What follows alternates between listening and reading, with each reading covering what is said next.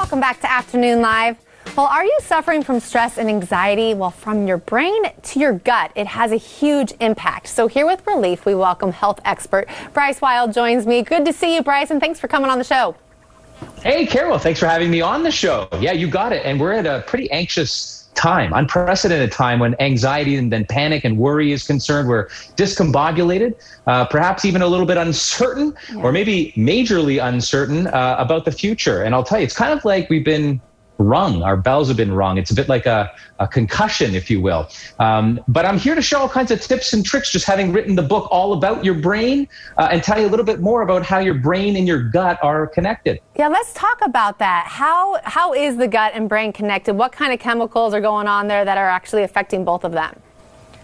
Well, you just actually alluded to exactly the right thing by insinuating chemicals. So there's two ways the brain and the gut is connected. First is chemicals. The gut releases neurotransmitters. We've heard of some of these before, like serotonin and dopamine. These are feel-good mood release behavior neurotransmitters. And the second thing is via a highway called the vagus nerve. It's a big entangled nerve, one of the largest nerve pathways in your entire body. And so when this is upset, this gets upset. Mm-hmm. And by the way, it's a two-way channel. So when this is upset, this gets upset. And a lot of folks that have been diagnosed with IBS or irritable bowel syndrome know this all too well. They map out their routes to work, for example, knowing where the local gas station, washroom stops are, because when they're anxious about an upcoming meeting, for example, this is going to go a lot faster. It can go the other way, though.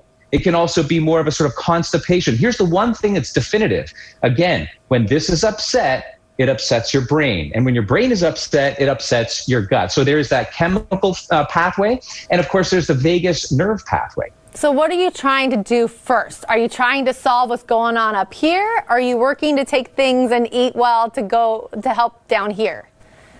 Both, because of that two-way highway. We're also going to regulate our bowels. We've heard of probiotics, right? We've even heard perhaps of prebiotics, but it's all about the right prebiotics, because here's another term for you and your viewers: postbiotics. See, these good bacteria, they need to eat the right soluble. We don't get enough of this fiber in our diet. So steel-cut oats, beans, for example, cabbage. I love figs, lots of soluble fiber. But we have a problem getting enough of this in our diet. So I want folks to think about supplementing their soluble fiber. Why? Because this is the right regulating fiber, whether it's constipation or diarrhea, that's going to feed the microbiome. It's going to feed the good gut bacteria. They need to eat as well. When you don't feed them the right stuff, the outcome, postbiotics, are unhealthy. The good outcome, you feed them right, prebiotic, you give them the right stuff, and that's this over here, soluble fiber. What I want you to do is look on any of your products. I love all of these, whether it's Regular Girl or this fiber here, or by Tomorrow's Nutrition. Love this one as well. Gut Brain. Look for that at brainarmor.com. All of these contain a very important, sort of like an Intel Inside, think of it, called sun fiber. It's from guar bean, and it is tasteless, it's odorless, it mixes into water, you can throw it on your salad, but it's the right size, called a polysaccharide chain length, that feeds the good gut bacteria, the probiotics, the right food for them, that regulates your gut. And guess what? Once again, as we said at the top, you regulate this gut, you're going to regulate your brain. Are you going to have to go through a little bit of pain? Because sometimes if you're not used to eating fiber and then you put a ton of fiber into your diet, that doesn't go well either.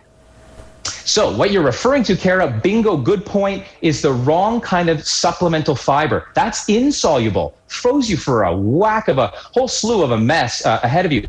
But soluble fiber, again, the stuff that just mixes directly into water, and it's, you can put it into anything, your shake. The soluble fiber is what the good bacteria are craving, and we don't get enough of this in our diet in North America. So once you give them that, no, it's actually instantaneous, the regularity that you experience the very next day. Love it. Thank you so much, Bryce. Appreciate it.